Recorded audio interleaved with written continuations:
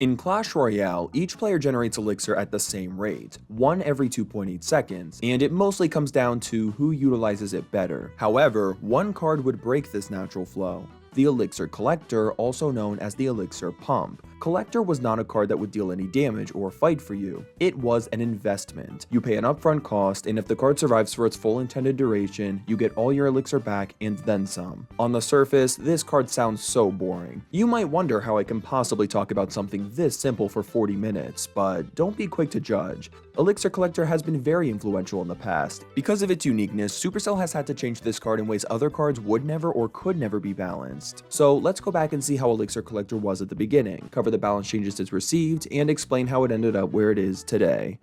Elixir Collector is an OG 42 card, so it's been in Clash Royale since the very beginning. This building was actually originally from Clash of Clans. In that game, it generates Elixir in your home village to use for training troops before battles and certain upgrades, but it was never used to attack villages or act as any sort of defense. They were usually something you wanted to protect to prevent raiders from taking your unclaimed Elixir, or just use as a distraction. So it being involved in live battles like this was kind of weird. Pump was a 5 Elixir card with a lifetime of 70 seconds, generating Elixir every 9.95 seconds. If damage was dealt to the pump, however, that would affect its life timer, and as a result, it would generate less total Elixir. If it was left alone, it would generate a total of 6, which is 1 more than what it cost. But hold on, if the pump is generating an Elixir every 9.95 seconds and the life timer is 70, shouldn't it generate 7 Elixir, not 6? The answer to that is yes, it was intended to generate 7 Elixir, so why didn't it? Well, that was because of its deploy time. Most cards have a deploy time of 1 second, and Collector was no exception. But the problem was that the life timer started ticking down instantly from the second it was placed before the deploy time was finished. But the Elixir generation didn't start until it was fully deployed. So effectively, there was only 69 seconds of Elixir generation, which was just under the amount it needed to generate that last drop. This made me wonder though, why does Elixir Collector need a deploy time stat? The deploy time is nice with other cards because it gives you a little bit of reaction time when dealing with them, but the pump doesn't move or deal damage. There's nothing to prepare for. It's a completely passive building. I suppose it was just for consistency reasons, but right off the bat, it was just causing unnecessary problems. That 1 Elixir would have made a world of difference. According to the first top ladder snapshot available, pump was being used in 6% of top ladder decks, which was way below average for the time, but far from being the least popular card. It's important to understand the pump's other advantages before getting too deep into its journey. On the surface, the advantage is obviously getting more Elixir than you put into it, but another advantage was the fact that you were putting Elixir away for later that you didn't need at the moment. Remember, you were getting that Elixir in addition to the Elixir naturally filling your bar, so you were getting more Elixir in a shorter time frame. This allowed you to stack more troops together, which could really help your push. Without pump, you might just end up wasting troops on what you could have invested into an Elixir Collector, and then later when you want to build a massive push, you can't place all the troops you wanted to because of how slow the bar fills naturally. Having that bank was a nice tool. Now, obviously you are going to be down on Elixir immediately when placing the Collector. That's why you'd usually want to wait until you were up at least 1 or 2 Elixir to play it. Then, for whatever they rushed you with, you could counter it for a little less because you could utilize your Princess Towers for assistance. This also explains why Pump was so good to have in your starting hand. In Clash Royale, you usually never want to make the first move. When you play first, you're essentially winging it because you have no idea what your opponent is playing, and then they'll play their best counter, which will give them an instant leg up over you. The Elixir Collector, however, forced the opponent to play into you first, so it was one of the, if not the best opening play in Clash Royale. The advantage was so great that it made Elixir Collector almost feel like a luck-based card. Having it in your starting hand could make a huge difference in the overall game, and there was always a 50% chance it would appear in your starting hand, since the shuffle was always random. Ideally, it's always made sense to keep your Elixir Collector behind your towers, safe out of harm's way, because if they get damaged, they give you less Elixir, as we already discussed. But in the early days, it was actually very common for Pump to be played in the center of a player's base, in a place where troops would be pulled towards it. You see, back then, it had way more hit points than it has today. The same as a Valkyrie. It took a little while for this to catch on as a widely utilized strategy, probably because it feels weird to use this card as a defensive building, but with so many hit points, it was a pretty good wall for 5 Elixir. It was a lose-lose situation for the opponent. They're forced to play into you or else you get a massive Elixir advantage, but since the pump is so tanky, there's really nothing they can play to prevent the Elixir it takes to play the troops they're sending. This eliminated the pump's biggest weakness, which was being vulnerable right after playing it, since if you placed it right, the troops would be pulled to the pump from either side. It was sort of like using a mortar on defense. Doesn't really do much attacking, but just the fact it had so much health for its cost made it solid for distraction while the Princess Towers dealt with everything. Even spells were not effective against Pump. It could survive a rocket and lightning, cards that were more expensive than the Pump itself and still generate some Elixir. So even though this card was severely underused in competitive play during the game's first month, I don't think that made it a bad card. It was kind of underrated, and I don't think most people were comfortable placing it in the center yet.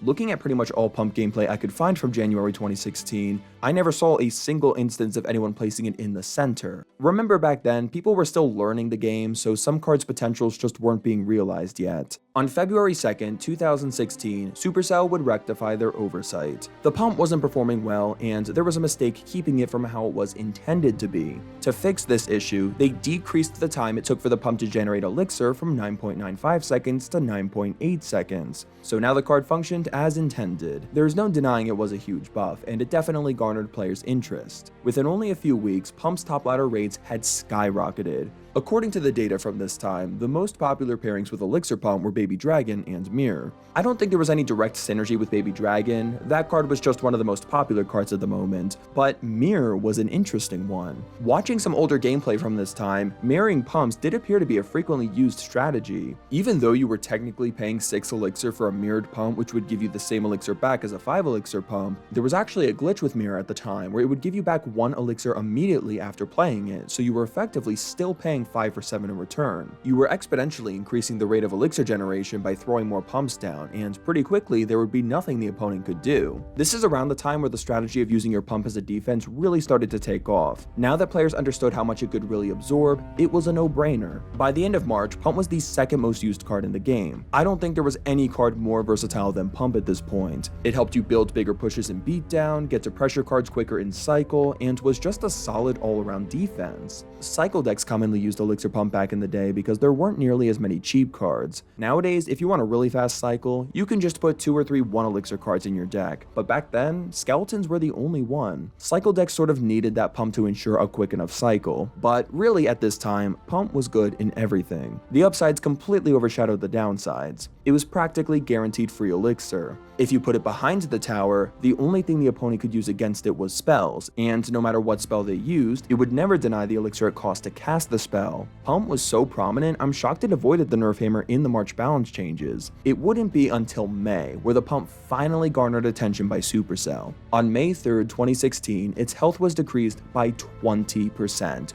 Which obviously made it a significantly worse defense. But more importantly, it allowed some spells to deny 1 more Elixir from it. A rocket would now deny all 7 Elixir, also Poison and Fireball would deny 4 Elixir. As a Pump player, you still came out on top from these interactions, since even if a Fireball user used 4 Elixir to deny 4 Elixir, the Pump is still going to generate 3 Elixir, which is 2 Elixir of profit. But the change at least made spells actually worth using on Pumps. Remember, you weren't just denying Elixir, you were damaging their towers also. On top of this nerf though, a new card, the Miner, was also added. Miner could be placed anywhere in the arena for 3 Elixir, so you had to be more careful as a Pump player now, and be a little more attentive to properly defend it. Now, it was good to be aware of what spells your opponent had, but since there was no way to defend them, there was nothing to prepare for defense-wise. Following this update, you didn't really see players using Pump as a defense anymore, but it was still great for getting an Elixir advantage. In fact, Pump's usage only continued to increase. Before the nerf, it had become the most popular card in the game, but even after the 20% health decrease, it was still the most popular card in the game. So they nerfed it again on May 18th, only a couple weeks later. Pump's hit points would be decreased by another 9%, which allowed Zap, Poison, and Fireball to deny 1 more Elixir than they already did. Despite a second nerf in 1 month, Pump's usage was still increasing, remaining as by far the most used card, being present in the top 3 decks along with many others. Because why not? It was free Elixir. Once you got more than 1 Pump on the field, it was basically impossible for the opponent to catch up. There was no stopping Pump. Even after multiple nerfs, it was one of the, if not the strongest card in the game. Pump's next change would be implemented on July 4th, 2016, which was technically a rework, but it was obviously meant to be a nerf. This change allowed spell effects to affect its elixir production. It was more of a standardization change if anything. You know how Ice Wizard slows down troops and Zap stuns troops? Well, that stuff didn't really affect Elixir Collector. Those things could still deal damage to it, but they would not slow down the elixir production whatsoever, which doesn't really make sense, so now they were making it make sense. Zap, Freeze, and Poison would now slow down or halt elixir production when played on a pump. But wait, I said this was a rework, so how did this change benefit the pump? Well, the one plus that came from this change was now the Rage spell increased the elixir production speed,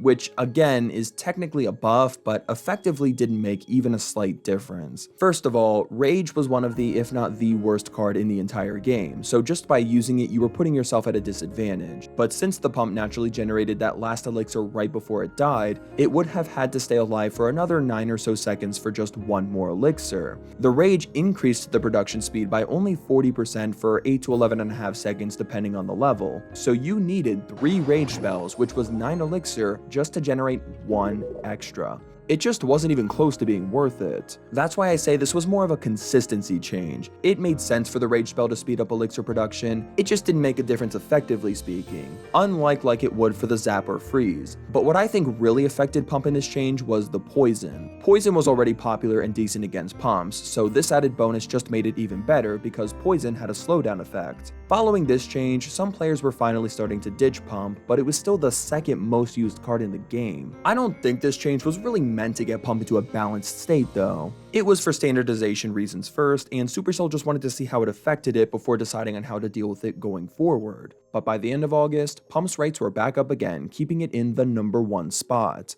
A big part of this was thanks to the Miner nerf. The Miner's deploy time was increased by 1/4 of a second, giving more reaction time to defend it. The rise of guards due to the heavy Goizen meta also helped to minimize the Miner's threat against Pump. By September, guards were the most popular troop in the game, as many other swarms were useless due to the Poison's prominence. This month was the Elixir Pump's peak, possibly ever. Even if it wasn't the best it's been stat-wise, the environment was the best suited for Pump it's ever been. It appeared in the top 7 most used decks in Top Ladder, despite them all being vastly different archetypes. Despite being the most used card, there weren't many calls to nerf it. Having a pump in every deck was the norm, and players were okay with that. Plus, it felt like the arena was built for this card. Like, why else have all this empty space behind your towers? But I think it also didn't get a lot of complaints because you don't really notice it. It just sits in the back of the arena, in the shadows, discreetly generating little bits of elixir here and there. What you do notice is the giant pushes that are allowed from it existing in the back there. Pump was supporting things like P.E.K.K.A Double Prince and Giant Poison, but when you see those things, you don't think of Pump as being the problem. You think P.E.K.K.A, Prince, Dark Prince, Giant, or Poison is the problem. And yes, they're still part of the problem, but it's hard to tell exactly how much of a problem the Pump is when your tower's being overwhelmed by troops that seem so disconnected from it. Pump seems like the lifeblood of Clash Royale in a way. Without it, it seems like expensive decks like Golem Beatdown, Three Musketeers, or super fast cycle decks like Hog or Miner Cycle couldn't really thrive. Extra Elixir allowed for extra versatility and for decks that wouldn't be viable otherwise. If you take Pump out of the meta, the whole meta changes, which could lead to a huge imbalance. So was it better to potentially throw the whole balance of the game off and make several cards useless, or just let one card that isn't even that annoying be too strong? Pump being everywhere was so normalized, it seemed a little scary imagining Clash Royale without it. Of course, looking back retrospectively, we know the entire foundation of Clash Royale didn't rely upon this one card.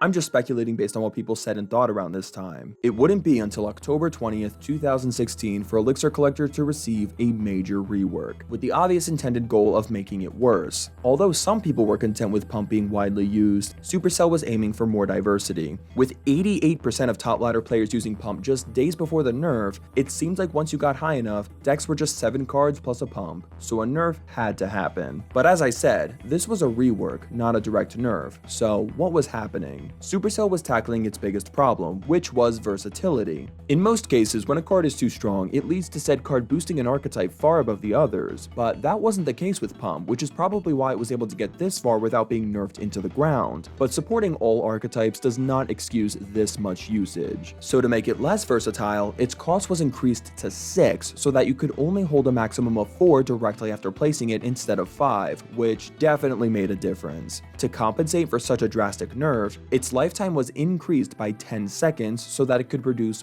1 additional elixir. So you were still getting a net gain of 2, you were just a little more vulnerable in the beginning, and it took a little longer to get all that elixir. The increased cost with the net gain remaining at 2 meant the profit was lowered by about 7%. Since the health was not increasing alongside this elixir cost increase, the rocket could now fully deny a pump for an equal elixir trade. On the plus side, if uninterrupted, it allowed you to bank more elixir. It was still a huge nerf overall, don't get me wrong, and when a card is being used in 88% of competitive decks, drastic nerfs are warranted. But even this was a little too much for Pump to handle because almost instantly, its use rate dropped from 88 to 5% in top ladder. Even though this rework was a bit too harsh, the game didn't go into a state of chaos. The only card that seemed to suffer due to the Pump nerf was Three Musketeers, the most expensive card in the game. And it was especially tough because this card was tied to the Musketeer, who was doing just fine, so directly buffing Three Musketeers to compensate was not a solution. The game definitely felt different without Elixir Pump everywhere. It had felt like a staple of the game,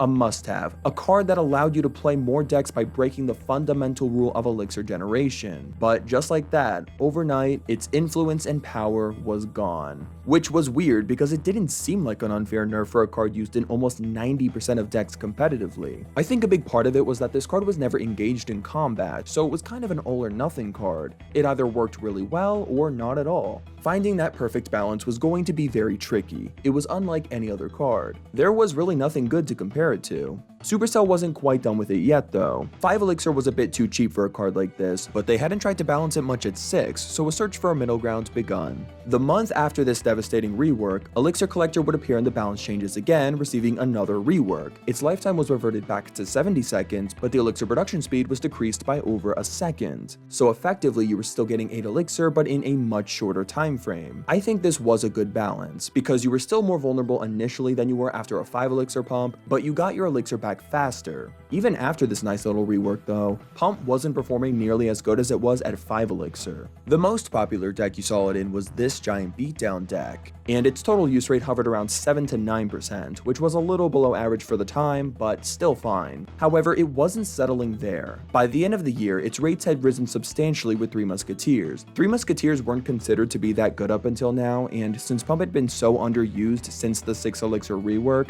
it was cool to see them supporting each other. And these were the two primary 3M Pump decks floating around. This duo worked great together in many ways. Three Musketeers were the most expensive card in Clash Royale at 9 Elixir, so generating extra Elixir was practically a necessity to not be totally vulnerable while using it. But besides that, Elixir Pump was also good at baiting big spells. Three Musketeers were a glass cannon, being very vulnerable to big spells, so having an Elixir Pump to bait out these spells allowed for much more freedom and mobility in them. It was a win-win situation with this combo. Either they use their spell on your Elixir Collector, which allows you to get more value out of your Three Musketeers, or they save their spells for the Three Musketeers, which allows your pumps to generate tons of free Elixir. By January 2017, people were realizing the 6 Elixir Pump's potential thanks to this, and so it started seeing prominent usage outside of 3M again. You saw it appear with Giant, Golem, and even some Hog Rider decks were starting to include it again, which pushed it to be used in more than a quarter of top ladder decks. By February, even some Expo players were including it, and it rose to become the most popular building in Clash Royale, and it would continue to creep up.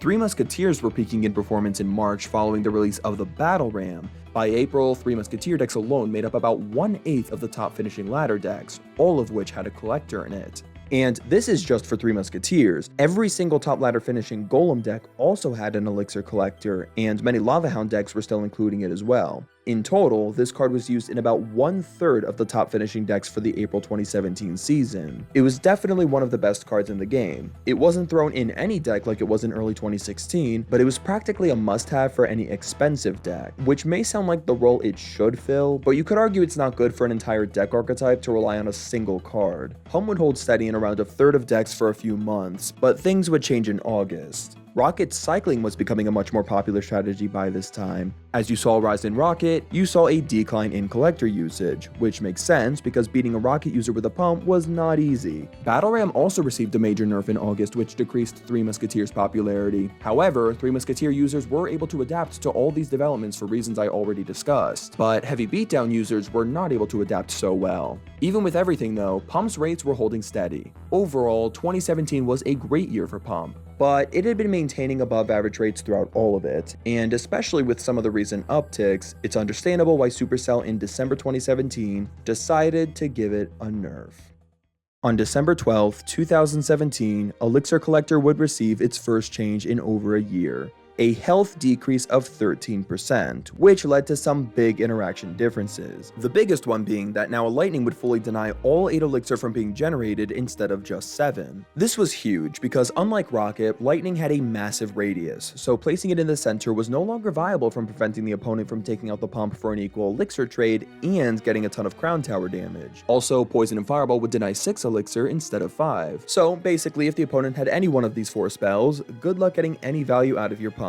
This was a brutal nerf, because at least against these 3 spells before, you could get a little bit of an Elixir advantage even if you were taking a bunch of Crown Tower damage, but that was gone now. This was a huge nerf, but I don't necessarily disagree with it. Even though almost every deck was going to have a big spell, that didn't mean it was an automatic loss for the pump user. You could still build your deck around baiting out big spells, or be smart and only play your pump when you knew your opponent was low on Elixir. They didn't give an explanation for this balance change, but I can assume their reasoning was that they wanted to make you think a little more when playing this card and offer a little more counterplay for such a prevalent building. Also, I should note that all direct damage spells were receiving Crown Tower damage nerfs in the same set of balance changes, so part of this change could have been preemptive because they knew spell cycling was going to become a less effective strategy, and if there were less rockets in the arena, that might have led to another pump upsurge. It was unclear how much this change would affect pump. Some players thought it was over the top. Checking the rates at the end of the December season, it was clear the pump still had some utility, as it appeared in about 10% of the finishing decks, which is about average. Despite being way more vulnerable, some 3 Musketeer and Golem players still found some value in it. Its use rate eventually settled to around 15%, so despite this harsh nerf, it was still doing alright. It did dwindle a bit in the coming months, but it still played a key part in multiple decks. But even if the card itself didn't have exceptionally high rates, doesn't mean it didn't cause an unhealthy metagame. Golem Beatdown and 3 Musketeer decks were thriving throughout 2018, and the most popular variants almost always had an Elixir Collector in it, which allowed them to thrive. Although not statistically broken, it was starting to become very polarizing, which led to Supercell eventually nerfing it in an unprecedented way. On December 5th, 2018, the game received an update which made it impossible for the Elixir Collector to appear in your starting hand. We already kind of talked about this, how Elixir Collector first play was really the only first smart play in Clash Royale because it forced the opponent to play into you or let you get a big Elixir advantage. Having the Elixir Collector in your starting hands could easily be the difference between you winning and not winning a game. It made a huge difference. And having this factor decided by RNG was very anti-Clash Royale. This game has very few RNG mechanics, and they're typically very small and unnoticeable. With how seriously people took this game, having something like this be such a big issue was not healthy for the competitive scene. The only other card that couldn't appear in your starting hand was the Mirror, but in that case it made more sense because the Mirror can only physically be played after you have already played another card. So Mirror not appearing in the starting hand was to the card's advantage since it was just a wasted slot otherwise. Even though it was basically a buff for this card, it was a nerf to pump.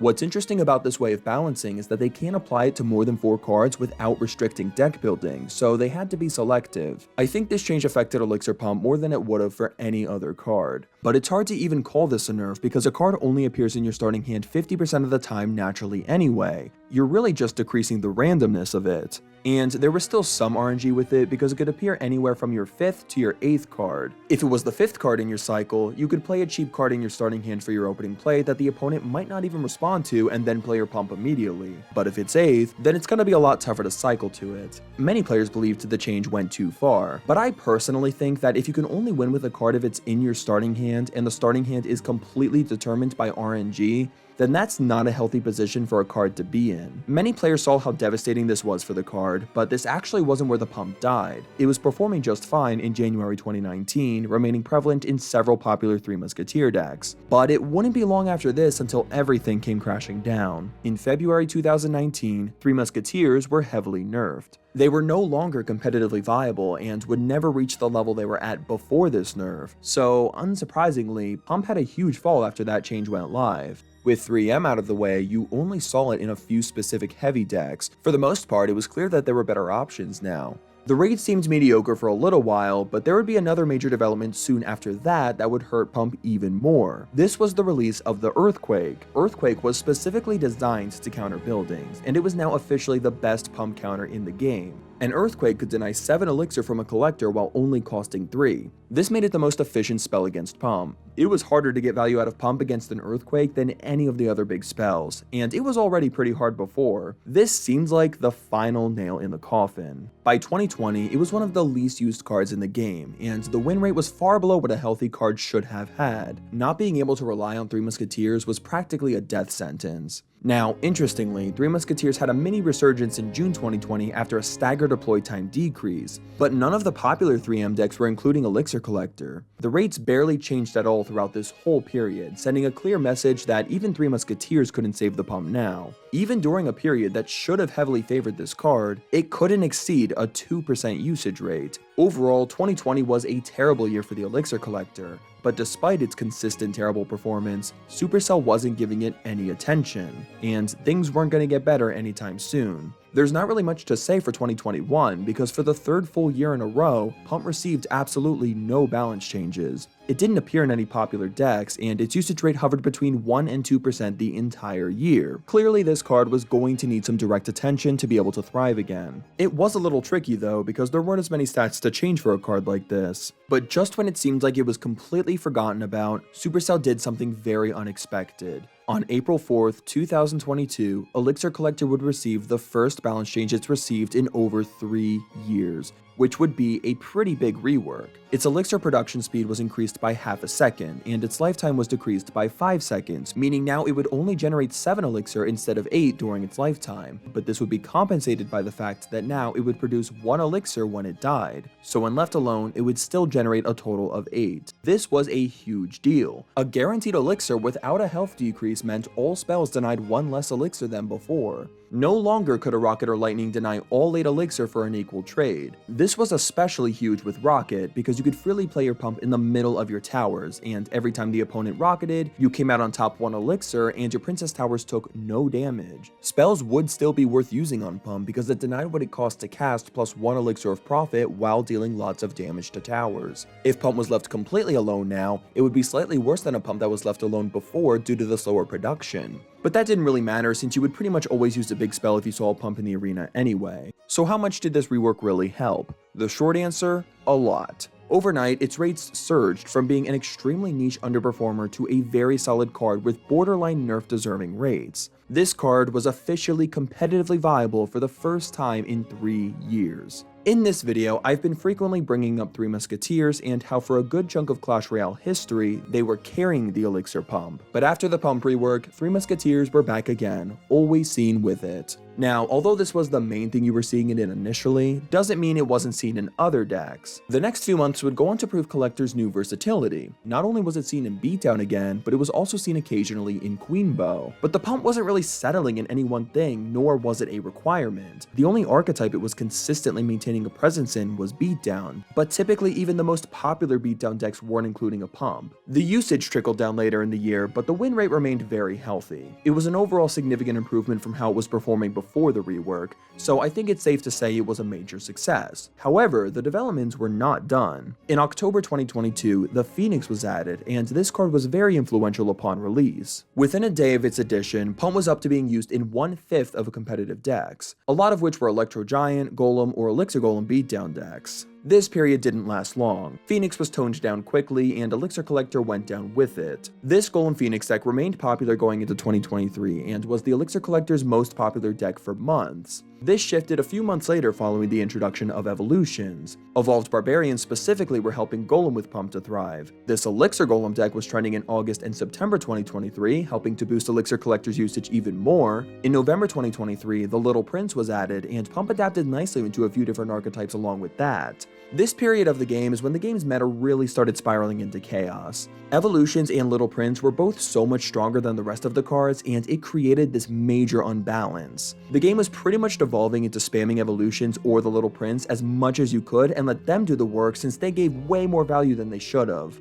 Obviously, heavy beatdown decks are not meant for cycling quickly, but players were forced to adapt, so Elixir Collector was useful in allowing for a quicker cycle without needing to fill the deck with cheap cards. Sort of how it was used in early cycle decks before a lot of the 1 to 2 Elixir cards were added. Like, when Phoenix was prevalent, Pump had a surge in usage partially because Phoenix was so overpowered that you just wanted to cycle to it as fast as you could. This is a complicated era of the game to cover just because there was so much going on. Supercell was playing whack-a-mole with the evolutions, meaning they kept nerfing the most popular ones, and then other ones would rise in popularity to take their place. But with each wave of nerfs, the average power level of an evolution versus a normal card got closer, meaning cycling to them became less rewarding, negating the need for a pump. Despite the diminishing power gap, evolutions were still inherently much stronger than normal cards, thus Pump continued to see a healthy amount of play. But the developments didn't stop here. 2024 so far has been a very eventful year for this card. The year started off fairly normal, it worked its way into a few new beatdown decks, but come April 2024, everything would change. This was thanks to a new tower troop, the Dagger Duchess. The Dagger Duchess was a game changer, firing 8 daggers in rapid succession before needing to cool down. This tower troop made cycle decks practically irrelevant overnight, so heavy beatdown decks were dominating. Not even exaggerating, this was probably the best time to be a beatdown player in the game's history. The Dagger Duchess gave the luxury of not having to defend against a lot of cards you would with the standard princess. Building up pushes against it was pretty much the only reliable method of damage. This cultivated the perfect environment for the Elixir Collector because the Dagger Duchess eliminated its biggest weakness, which was being super vulnerable after placing it. It didn't matter if you were down with Duchess, because if your opponent tried to take advantage of their Elixir advantage, the Dagger Duchess would clear everything on its own. All meanwhile, you're building up Elixir so you can take out your opponent in one overwhelming monster push. This giant deck specifically was trending, at one point making up 3.5% of the total decks played in the game. And just for some perspective, the second most played deck on this same day made up only 1%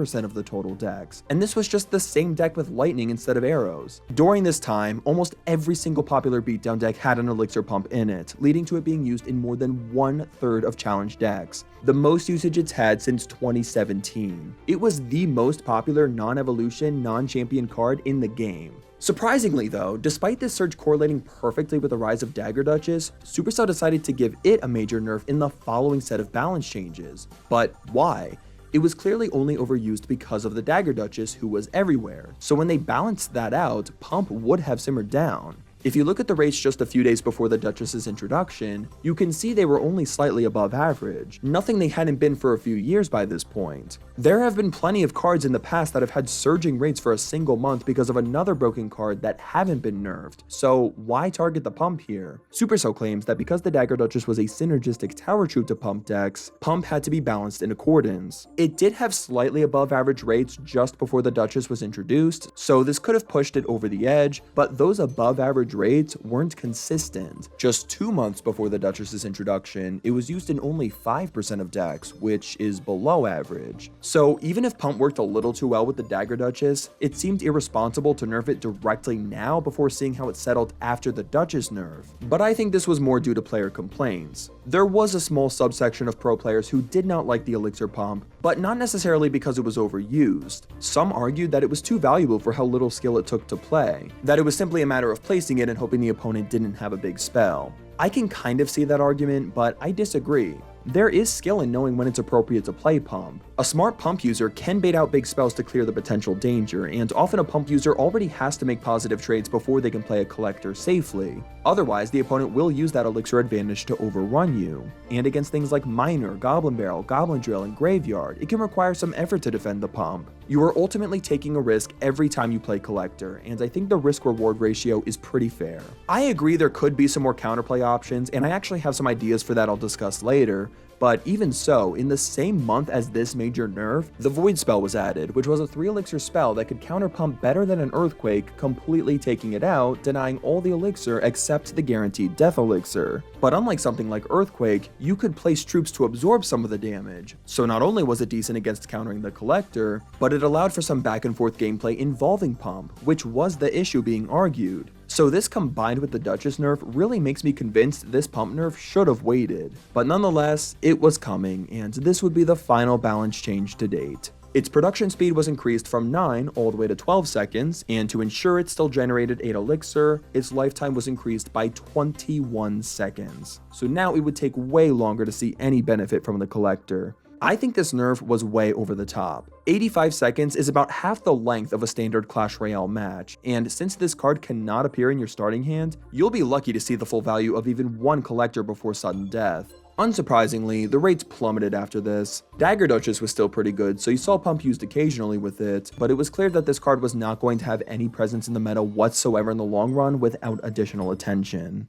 Now, I know this is going to be hard to believe, but despite the Pump getting no more balance changes since this devastating nerf, we have yet to cover its peak of 2024. And no, it has not received an evolution. In June 2024, this card began surging in popularity once again, peaking at about 37% usage, higher than when Beatdown was at its all-time high while in a weaker form. How is that even possible? Well, it's thanks to the Goblin Machine and Goblin Curse, some of the most overpowered, broken, influential cards ever released in Clash Royale history. It encouraged a meta of cycling to them as quickly as possible. These new cards made up for the Pump's weaknesses by just giving so much value. However, this was the Pump's last hurrah, as when these cards were nerfed, it quickly fell out of the meta once again, despite the Dagger Duchess being by far the most used tower troop. Following another Duchess nerf, this card's rates fell even further to become one of the most unpopular cards in Clash Royale, mimicking rates it had during its previous all-time low back in 2020 and 2021,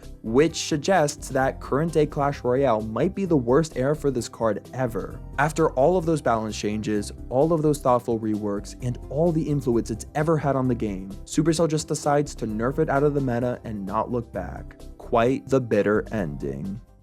Before I wrap up, I want to discuss the potential future of this card. I think Pump adds something unique and good to Clash Royale. I'd hate to see it rot among the other cards that were nerfed into oblivion years ago. There's two things I want to cover in this section: potential balance changes and evolution. Let's start with normal balance changes. I think it's clear to everyone that this card is not going to thrive in a healthy meta in the current state that it's in. The May 2024 nerf was way too much, so I'd propose that the lifetime and elixir production rate stats are reverted to what they were pre-May 2024.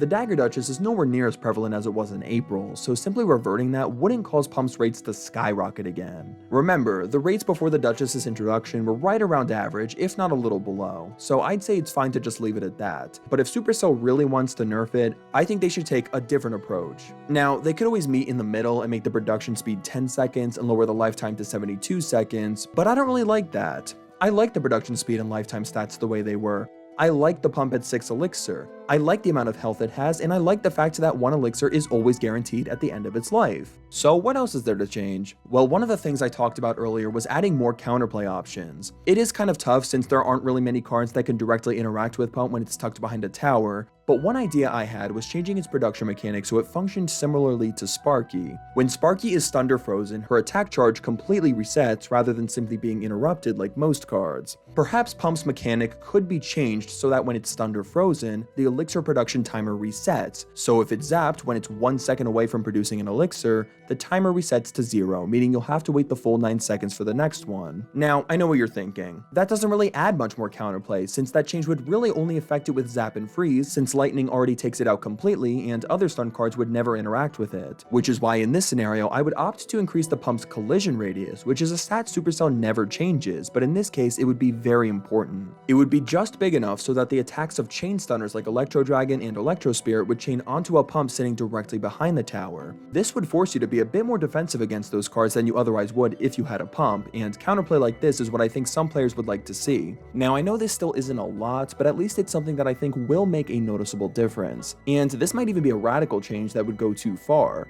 I'm just saying that if Supercell wants to nerf this card, there are better ways to do it than the way they chose to. I have one more proposal that I would like to see more than the previous idea. You revert the Pump back to its pre-May 2024 state, but then increase its deploy time to 3 seconds. Also, as a note, you don't need to increase the lifetime to account for deploy time anymore, since it doesn't start ticking down until the deploy time is finished now. Here's where I'm coming from with this idea. With the pre-May 2024 pump, you got 1 elixir 10 seconds after placing the pump, then got an additional elixir for every 9 seconds it was alive. But with the new pump, you get your first one at 13, then one for every additional 12 seconds. It's only a few seconds slower at first, but then you get your third elixir at the same time you used to get your fourth elixir. It takes exponentially longer to get each elixir compared to the old one. With this new pump design, you will get each elixir later, but the time it takes for you to get each one will not increase exponentially, because once you got through that little extra deploy time, it's just a pre-May 2024 pump. You're a little more vulnerable than before, but it's nothing devastating. You don't have to wait half the match to see the benefit.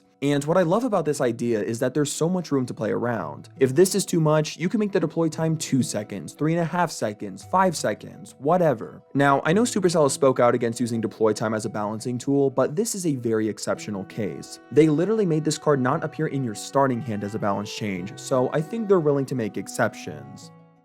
Lastly, let's talk about evolutions. If Supercell does not decide to balance this card in any way, then Pump's next era of viability will likely not be until an evolution for it is added. I'm very curious to see how Supercell applies an evolution to a card that doesn't do anything. There are different ways they could go, so it'll be interesting to see which approach they take. If they want to be boring, they can just give it a shield and call it a day. Maybe the pump will start off being vulnerable, but after a certain period of time, it will be more resistant or even immune to all forms of damage, guaranteeing that elixir output. I've seen some people suggest they work the elixir blob troop into it, almost like turning it into a spawner building. Maybe the Evo pump could give you 1.5 elixir per generation, but each time it generated, it summoned an elixir blob to fight for you, and that blob would give the opponent half an elixir when destroyed. Then when the pump dies, it gives 2 elixir and leaves a death elixir golemite. I also thought it could sort of act like a skeleton king, like maybe for each troop that dies on the field, it gives you 1/10 of an elixir up to 2 or something. I don't know if any of these are good or viable ideas, I'm just throwing stuff out there. It's hard to imagine what a pump evolution will look like, but I can assume that this card is towards the bottom of the evolution priority list, so we likely won't know for a while. Anyway, I never thought I could make such a long video talking about a card like this, but I hope you enjoyed nonetheless. Please let me know what you think about my balancing suggestions and evolution ideas, and what card you'd like to see me cover next. Thank you so much for listening, and I'll catch you later.